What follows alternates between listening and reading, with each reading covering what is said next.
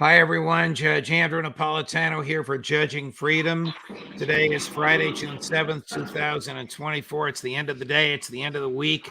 It's a happy time for all of us. It's our intelligence community roundtable with my two dear friends and colleagues, Larry Johnson and Ray McGovern. Larry and Ray, welcome here. Larry, you are still, I believe, in Russia. Ray, you're here in the United States. Russia, of course, is where Scott Ritter and I thought we would be with you, Larry, when the sponsor of our trip was arrested the night before we left. He and his family and his colleagues advised Scott to advise me not to come, and I didn't. Scott attempted to go, and of course, we all know because it's all over the media, two or three Border Patrol agents dressed in SWAT team gear approached them as he was about to board a Turkish Airlines flight to Istanbul and demanded his passport. They didn't identify themselves, and they didn't give him a receipt. Have you ever heard of anything like this? An American citizen whose free speech, whose associational rights, and whose due process rights, you can't take life, liberty, or property without a trial, were summarily violated on the spot in front of a crowd at Kennedy Airport. Ray McGovern first. Well, Judge, Larry will remember this quite well because he came to my assistance. I stood up to come back to him and wound my way onto the State Department BOLO list. Be aware, right? Be well aware. BOLO, beware of this guy, because if he comes near any department security, round him up. Larry sprung to my rescue and made sure that nothing untoward happened to me. That's the last time I saw that the State Department was involved in this kind of thing. I think this time the State Department is being used by the deep state who really didn't want Scott to appear and to say the things that he was likely to say. Well, Scott did appear by Zoom. He didn't give the speech he thought he was going to give, as you know, but he did participate in a conference and he said what he wanted to say. Larry, have you ever heard of this aside from the incident that Ray just described? No, and this was a contrived step by State Department. The Biden administration issued Scott a passport that was, let's put it this way, not correct. It should have had certain markings in it because of Scott's status. Well, they were the ones that screwed that up. So they were aware that they had screwed it up. All they had to do was send him a letter and issue a new passport, but no. They chose to wait till he was on the board of the plane so they could embarrass him and make a scene. So, you know, and Ray's exactly right. He was on the be on the lookout for BOLO, be on the lookout for. And what were the markings that were to have been on Scott's passport? This is the first time I've heard it. It had to do with his previous legal status. Okay. If you have some prior convictions, there will be some markings in the passport to signify that, and that's part of the reason the State Department knew he was going to travel. Because Scott had notified him. Let me just say, not directly related to that, but I have figured out a way to become wealthy. If I only get $5 from every person I've met in Russia who says that they watched Judge Napolitano and expressed concern about Napolitano and Ritter, man, I would be flying first class back and forth to the United States and Russia 20 times a year. Scott says that the show is very popular in Russia. And to be honest with you, I haven't accepted all the invitations because there were too many of them. But I have been inundated by Russian media this week, and I selectively picked the ones that I was comfortable with, particularly ones that I had been on their shows before, Dmitry Simes and people like that we know we can trust. Did you, Larry? Hang on. It's not just Russians. It's Germans. It's Italians. It's Turks. I mean, honest to God, the number of people that come up to say, "Oh my God, we love the judge, and we watch you all the time." It was unbelievable. Oh well, that's very flattering to hear. Did you participate in any way at the St. Petersburg Economic Conference, Larry? Yeah. I was on a panel yesterday with Nkosi Mandela, the grandson of Nelson Mandela, and Pepe Escobar, and Alexander Dugin. And there were some other. Alexander Dugin himself, the philosopher. Oh yeah. In fact, I had dinner last night. Sat next to his wife, Natalia, lovely lady. She's also a professor. They've just actually published a book of Daria Dugin, their daughter. They discovered after her death that she had kept a diary, and so they're just publishing a book of her diary, her writings. Wow. Well, you mentioned Pepe Escobar. We'd love to have him on the show, whether he joins you and Ray or whether he comes on his own. He has a big following and understands the world as we do. So if you can pass that on to him or get his contact information to Chris. Ray, the foreign minister of Russia, Sergei Lavrov, has basically said, we will not put up with the West authorizing Ukraine to use the Western supplied offensive weaponry to land in Russia. President Putin says we are not threatening to use nuclear weapons, but if somebody else uses them or someone threatens our sovereignty, we know what instruments are available for us. And the West seems to take this, NATO seems to take this in a way that you've described as blasé. What are you seeing here? Well, Stoltenberg, for example, said, well, this is not going to change anything. They're just bluffing. And no matter how many times Lavrov and Putin say, look, this time we're not bluffing, they are disregarded. The essential factor here, Judge, is that Russia is winning in Ukraine.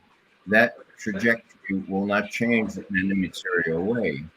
And so I think the Russians view this as kind of a desperate effort by the West to do something to change that trajectory. And they have the good sense to know what to change.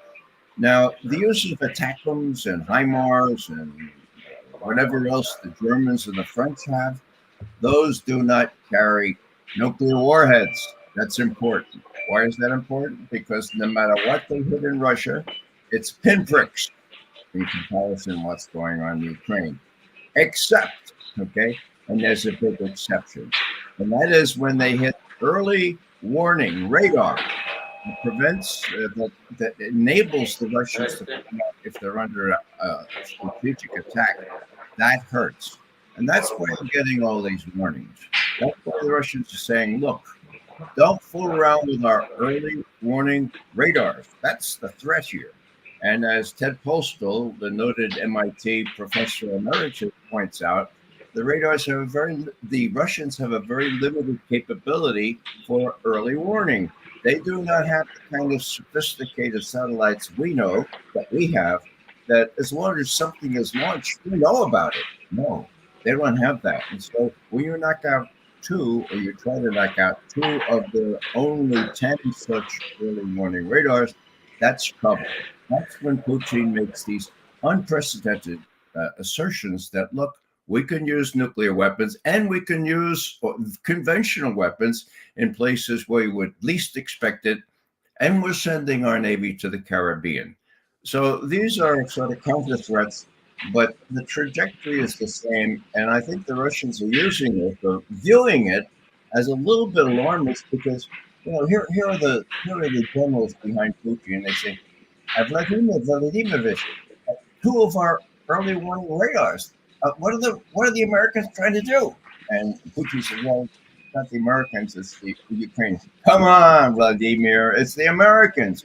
Are they really trying to weaken our early warning capability? We better serve them and serve them notice that's not going to happen. Larry, how dangerous is it for Biden to have authorized this? I don't know if he authorized this very attack, but he authorized the use of the weapons to strike in Russia, and somebody in the CIA or the DOD knew that they were going to hit the early warning systems. How dangerous is that? That's very dangerous. That's why No, threats. Now, It's not completely certain that somebody in the Pentagon at a sufficiently high level knew that the Ukrainians were going to do this. But that's not the point. The point is what the Russians think. Okay, it's not what I think. And you Okay, have got to it. assume. Larry, what do you think about this? Well, I sat across the table last night from Alexander Dugin, and he was sitting next to Maria. Ooh, I think we've lost Larry for a moment. No, he's coming back. Yeah, I'm back. Okay. And I asked Dugan specifically about that. There has been a decided shift in the not just the rhetoric, but what the Russians are communicating to the West. As Ray noted, it's extremely serious. And it's not just Putin, it's Lavrov, and it's the Deputy Foreign Minister Rybkov. I've spoken directly to Rybkov in the past. So the Russians are laying down a marker. They're very serious. And I would anticipate that if the United States follows through with these attacks, that you will see Russian missiles being used against U.S. military bases in Syria and against U.S. military ships in the Red Sea via the Houthis. The President of the United States is in France today, celebrating the 80th anniversary of D-Day. Of course, the Russians weren't invited. Admiral Kirby, unfortunately, was there with him and spoke to my friend and former colleague at Fox News, Martha McCallum, and made the absurd statement we're going to play for you in a minute that Putin has stalled out. Chris, cut number 13. I do think it's important to remember they haven't made much progress. For all the effort and the ballyhooing about what they were doing or trying to do at Kharkiv, they've basically stalled out. Once they hit the first line of Ukrainian defenses, that was kind of it. And now they're reassessing, we think, about what they might do next. So they still can be within range of Kharkiv. I don't want to diminish that. That's why we're giving the Ukrainians permission to strike across border at imminent threats. But they have largely stalled out. And Mr. Putin has achieved none of his strategic objectives. Larry, what kind of nonsense is that? Putin has achieved none of his strategic objectives, and he has stalled out. Does Kirby expect the West and the American public to believe that? It looks like President Zelensky brought some of his cocaine from Kiev and shared it with John Kirby. That or some hallucinogens were involved. I mean, it's just absolute, it's nonsense. It's crap. And it's that kind of stupid rhetoric that's so dangerous. The Russians are not playing around. They're not making idle threats. And the problem is the Biden folks have mistaken Russian patience for weakness. And it's damn dangerous. Ray, I'm going to play a clip from President Putin, who was asked about the use of nuclear weapons. You want to say something before I play it? Go ahead. Just a real quick one, Judge. The Russians were invited, and then the Russians were disinvited. To the D-Day celebration? Correct, yeah. Oh. Macron invited them, and then he was told by the U.S., disinvite them. Biden won't come if some high-level representative from Russia comes. But it's even worse. Now, are the Russians going to use nuclear weapons because they thought about that? No. But this is the last of the activities that they suffer, and they see this for what it is. The U.S. still reigns supreme in France. Let me introduce one little thing about French foreign ministers. There was one really outspoken guy who, Madeleine Albright, made the mistake of saying, look, you are not supporting us. You are violating the tradition of the Marquis de Lafayette. And he said, look, what Marquis de Lafayette did was he was getting that it's not about if Marquis de Lafayette knew what you had become, the hegemon that you have become, he never would have supported your revolution in the first place. Wow. So things are getting pretty out of hand, and that's just a little vignette to show how it used to be when people spoke to the old Secretary of State. Hey, forget about it. Here's President Putin being asked about the use of nukes. He doesn't like the question. and he goes right at the questioner. Could you tell me that this is not the articulate, measured response of a serious diplomat on the world stage? Number 7, Chris. There are always accusations flung at us that we are nuclear cyber rattling. But am I the one asking the question about the possible nuclear war? You were the one to ask the question. You are pushing me towards this question, and then you'll say that I've been, brandishing the nuclear truncheon.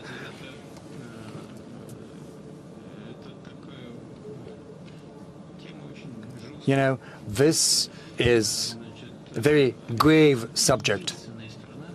The US is the only country to have used nuclear weapons during the Second World War. Hiroshima, Nagasaki, 20 kilotons. Our tactical nuclear weapons is 70, 75 kilotons, just the tactical nuclear weapons. So let's not push the situation towards the point when even a threat is involved, let alone the use of nuclear weapons. For some reason, the West believes that Russia is never going to resort to that. But we've got the nuclear doctrine in place. Have a look at it. What does it say?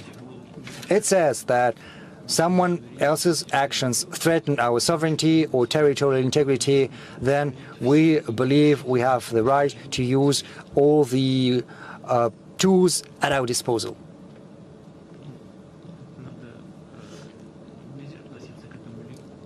And no one should take that lightly or superficially. There needs to be a professional view of that. We have the right to use, Larry, all the tools at our disposal, and no one should take that lightly or superficially. And then I wonder if this is a jab at Blinken, who refuses to take Lavrov's phone calls. There needs to be a professional view of that. Yeah. Now listen, what people need to understand about the Russians they are what you see. They are not layered in innuendo and nuance. They are very straightforward. They are very upfront. And again, the shift in rhetoric, I can't emphasize this enough, but what Alexander Dugin told me, he says, the message that Putin, Lavrov, Rybkov have been communicating this week represents, in his words, a seismic shift in what Russia's saying to the world. And the world, the United States and Europe better damn well pay attention, because the Russians are not going to give them a second warning. Ray McGovern, is Russia afraid of NATO? I think Russia is afraid of the people who are leading NATO. If you recall, Putin himself said about 6 months ago, what he prefers in an American president is predictability. There are a bunch of folks in Washington now who have a lot on their mind. They don't want to lose an already lost war in Ukraine. They don't want to lose an election, and they don't want to lose their freedom. If that other fellow comes in, he's got the goods on all of them, not only on Hunter, but on Daddy and on Sullivan and Blinken as well. So there's a personal stake here. What the Russians are afraid of is these people are run amok. Now, what's the only check on that? That's this professional view. Where does that come from? That comes from the Pentagon. The only sane people left, General Brown, Air Force guy, chairman of the Chiefs of Staff, is he gonna acquiesce in some sort of threat that could unleash a small nuclear attack from the Russians? I don't think he's going to do that. He may, but the Russians can't count on the fact that he would be perspicacious and as sensible as General Miller was at 2 instances during his tenure, and prevented us from getting in very deep kimchi. Larry, this is an off-the-wall question. The new president of Mexico, Claudia Sheinbaum, Is she likely a CIA asset? That I don't. Let's put it this way: if she is, it would not be the first time that we've had a president of a country in Central or South America that was a paid CIA asset. Let me put When it I asked that, when I asked that to Larry Wilkerson, he said, "No, she's a Mossad asset." Gentlemen, I'll let you go. Thank you for this roundtable. Larry, you're a million miles away. Travel safely home. Gentlemen, thank you very much for your time. Excuse me, for your courage and for your analysis. I hope we see you both. Larry, will you be around for your regular time slot on Monday? I'll be back in the States tomorrow night, Saturday night, 11 p.m. Okay, great. We'll see you both at your usual times on Monday. Have a nice weekend. Travel safely, Larry. Thank you very much. Great, thank you. Okay, that's it for the week. I hope you've enjoyed it. I must tell you, I want to thank all of you for watching as much as you do. This has been an extraordinary week, which either is the highest number of viewers we've had or the second highest number we've had. When I said to my team, Chris and Sonia, I want to hit 400,000 subscriptions by the 4th of July, they said you're going to hit it well before the 4th of July. How about 500,000 by Christmas? All of your regulars will be here next week. Have a great weekend. Judge Napolitano for Judging Freedom.